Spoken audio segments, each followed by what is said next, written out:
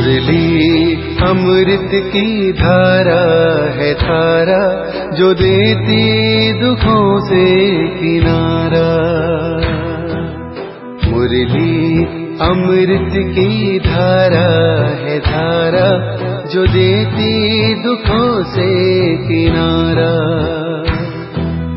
भूले जीवन में हो जाए शिव बाबा मुरली में समझाए।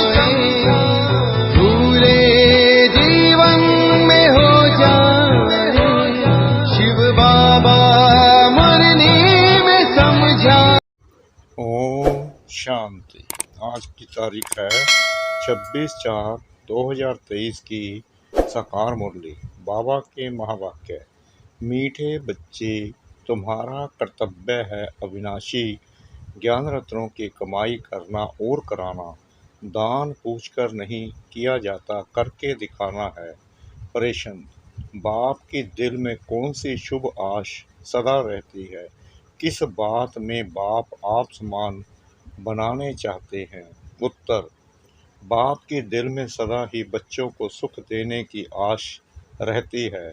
बेहद के बाप को कभी भी विकल्प व बुरा कर्म करने का संकल्प, दुख देने का संकल्प नहीं आ सकता, क्योंकि वह है सुखदाता।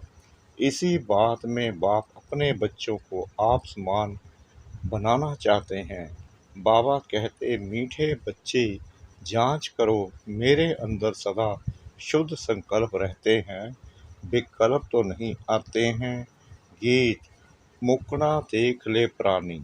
मुखड़ा देख ले प्राणी, जरा दर्पण में हो।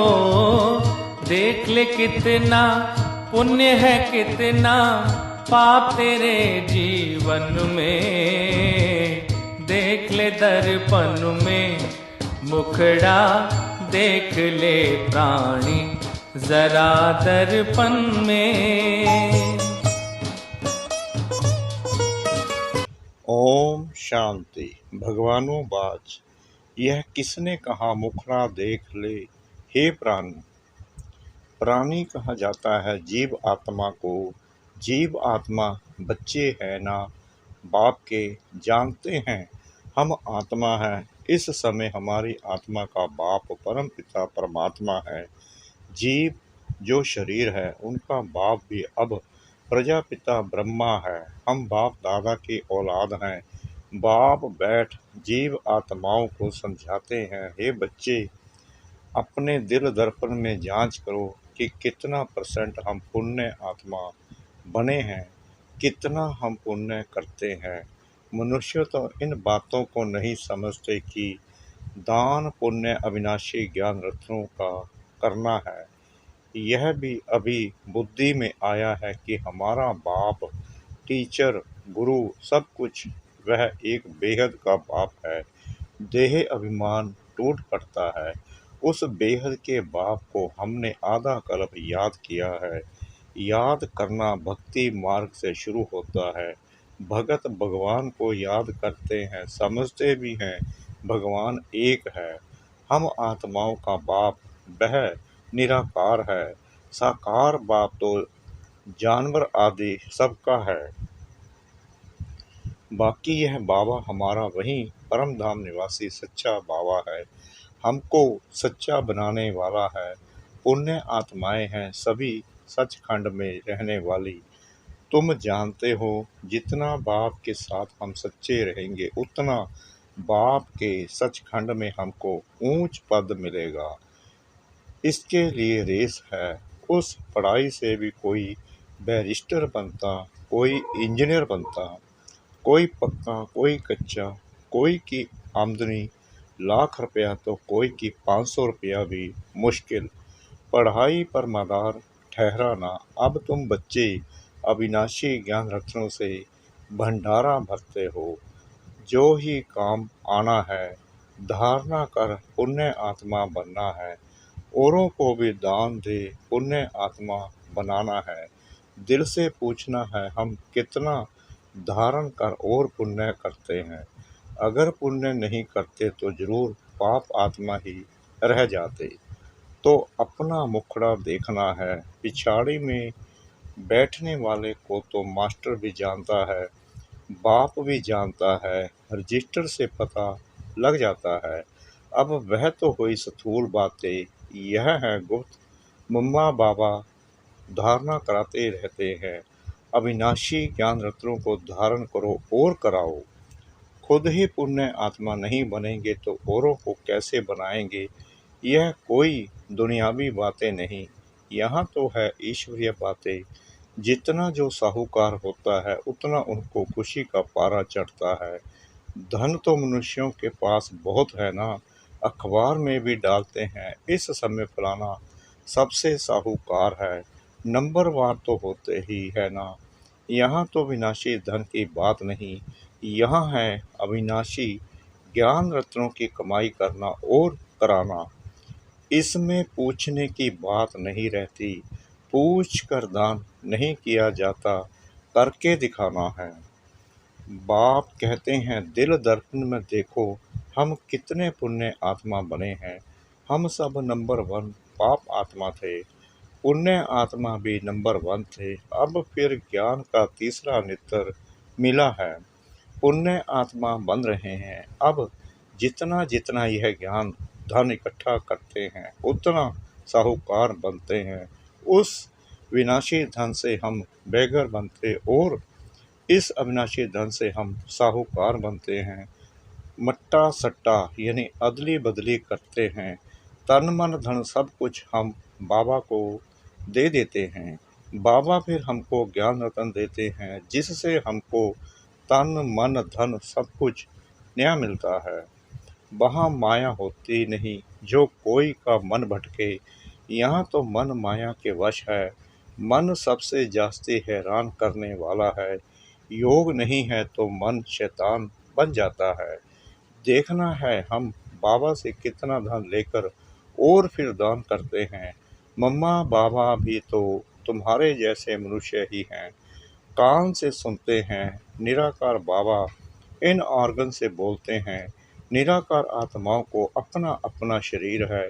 यह है पुराना कलयुगी शरीर जो दुख देता रहता है। बच्चे जानते हैं बाप आकर हमको सदा सुखी बनाते हैं। बाप मिला है तो अंदर खुशी से तालियां बजती रहती हैं, तब बाहर में भी बजती हैं। पहले संकल्प की ताली अंदर बजती है, फिर बाहर बजती है। बाबा कह रहे हैं पहले संकल्प की ताली अंदर बजती है, फिर बाहर बजती है। पहले अंदर आएगा कि यह करे, फिर कर्मेंद्रियों से कर लेते हैं तो जांच करनी चाहिए कि हमारे अंदर शुद्ध संकल्प आते हैं व विकल्प आते हैं। संकल्प शुद्ध ख्याल को, विकल्प अशुद्ध ख्याल को कहा जाता है। बेहद के बाप को कोई विकल्प थोड़ी आएगा, वह तो है ही सुखदाता। तुम्हारे पास विकल्प आएंगे किसको दुख देने के व विकर्म करने के। मैं तो तुमको हूबहू आप समान बनाने आता हूँ, यह तो जानते हो। बाप हमेशा बच्चों को आप समान बनाते हैं। बच्चों को जन्म कोई दुख के लिए थोड़ी देते हैं, दुख तो कर्मों अनुसार मिलता है। माँ बाप की आशा रहती है कि बच्चों को बहुत सुखी रखे, परंतु माया की प्रवेशता है। लौकिक बाप समझते हैं बच्चों को शादी कराएं बहुत सुख देते हैं, परंतु परलौकिक बाप कहते शादी किया माना बर्बादी किया। हम तुमको ऐसा गुलगुल बनाते हैं जो स्वर्ग में तुम शादी करेंगे तो पटरानी पटराजा बनेंगे, झूलों में झूलेंगे। लौकिक बाप और परलौकिक बाप की बुद्धि में देखो कितना फर्क है। इस समय माया के संस्कार मनुष्यों में बड़े कड़े हैं, जैसे अजामिल है। मैं तो चाहता हूँ बच्चों को इतना सुखी बनाऊं जो एकदम झूलों में झूले। बाबा कितना खुशी से कह रहे हैं, मैं तो चाहता हूँ बच्चों को इतना सुखी बनाऊं जो एकदम झूलों में झूले। बेहद के बाप के दिल अंदर बच्चों के सुख लेने कितनी फर्स्ट क्लास आशा रहती है। बच्चों को माँ बाप पैदा करते हैं तो माँ बाप को ही फिर सुखी बनाना है। बेहद का बाप भी चाहते हैं बच्चे सुखी बने, परंतु लौकिक और पारलौकिक बाप की बुद्धि में बहुत फर्क है।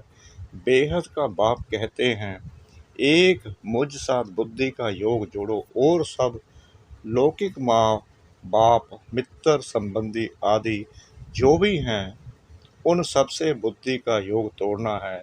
मैं तुम्हारा सब कुछ हूँ। माया तुमको हर बात में दुख दिलाएगी, मैं तुमको सुख का सागर बनाता हूँ। मैं खुद राजाई का सुख नहीं भोगूंगा, परंतु कहेंगे तो सही ना, सुख का सागर, शांति का सागर, तब तो सुखी बनाता हूँ। कितना अच्छी रीति समझाते हैं और कोई समझा ना सके। भारत में ही गाते हैं तब में मातेश पिता, तब में यह महिमा कहाँ से आई जो गाते रहते हैं। बाप कहते हैं मुझ एक द्वारा तुमको सब सुख मिलते हैं, इसलिए तुमको कहते हैं और संग तोड़ो। देह सहित जो भी तुम्हारे संबंधी आदि हैं सबको बोलो, अपने को देही अभिमानी समझो। बाप कितना गुलगुल बनाते हैं, कहते हैं मेरा ही सुनो, मेरे साथ योग लगाओ। जैसे मैं ज्ञान का सागर हूँ, सारी रचना को जानता हूँ, ऐसे तुम्हारी बुद्धि में भी यह सृष्टि का चक्कर फिरता है। माता पिता कब बच्चों को दुख नहीं देते, दुख के लिए रचना नहीं रचते। अब बाप कहते हैं बीती सो बीती, ड्रामा अनुसार अब गुल पवित्र बनो।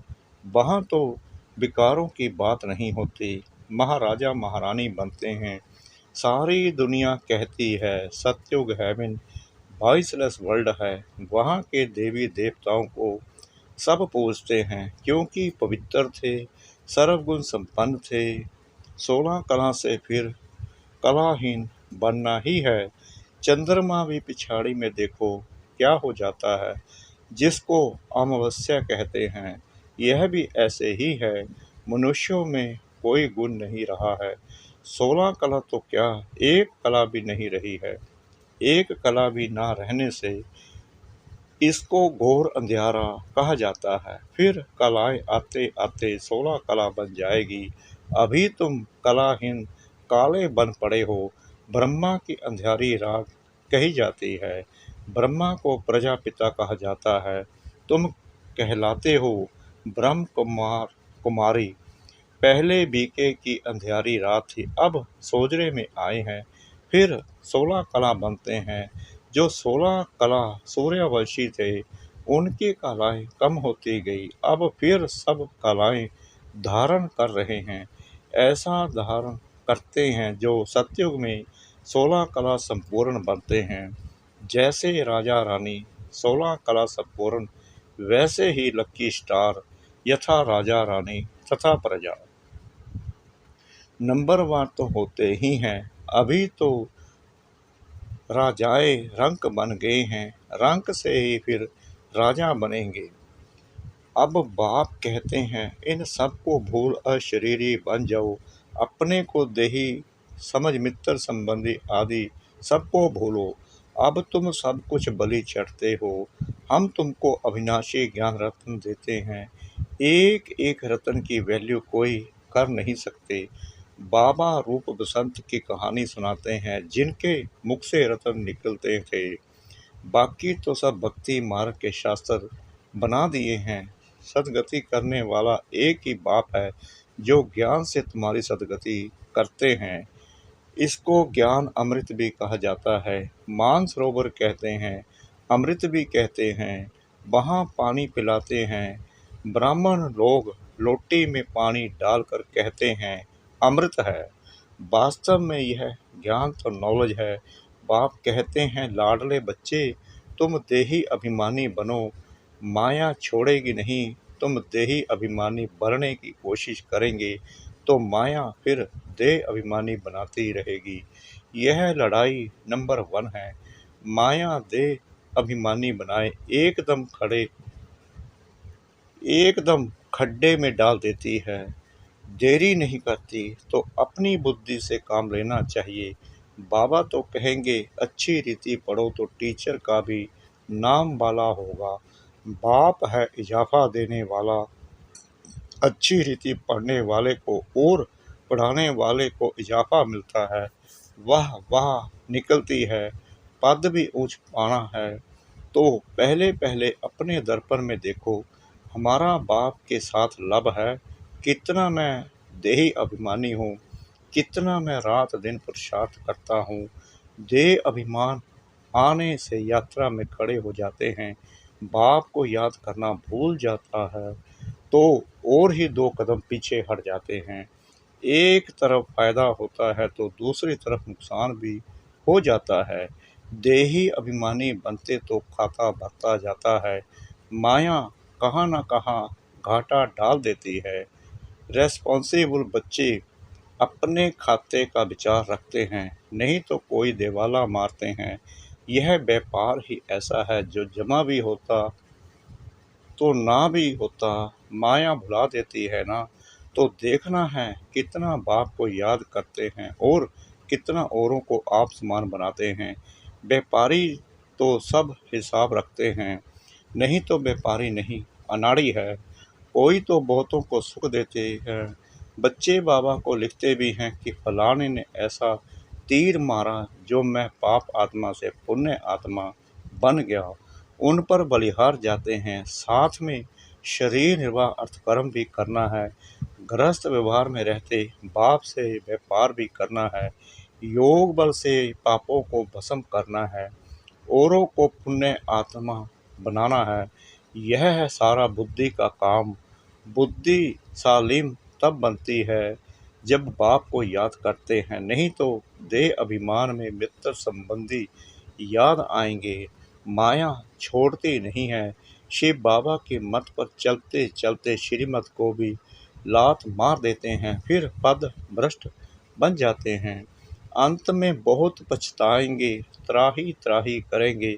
अच्छे अच्छे बच्चे तो सबके दिल पर चढ़ते हैं, नाम भी भला करते हैं। पांडव सेना में कौन कौन महारथी है और कौन कौन उस सेना में महारथी है, तुम दोनों सेनाओं को जानते हो ना। यह सभी समझने की बातें हैं। कोई विरले ही श्रीमत पर चलते हैं, श्रीमत पर न चलने के कारण बाप का नाम बदनाम करते हैं, अर्थात लात मारते रहते हैं। यह है सत्य का संग। एक दो को आप समान बनाए, स्वर्ग का मालिक बनाते हैं। माया इतना पाप आत्मा बना देती है जो बाप को भी पार गति दे देते हैं। भक्ति मार्ग में सब सजनियां हैं, फिर बाप के रूप में अभी तुम बच्चे बने हो, फिर सजनी भी हो तो सजनी को साजन की कितनी याद रहनी चाहिए। अच्छा मीठे मीठे सिखला दे बच्चों प्रति माता पिता बाप दादा का याद प्यार और गुड मॉर्निंग। रूहानी बाप की रूहानी बच्चों को नमस्ते। हम रूहानी बच्चों की रूहानी बाप दादा को श्रद्धा भरी प्रेम भरी नमस्ते।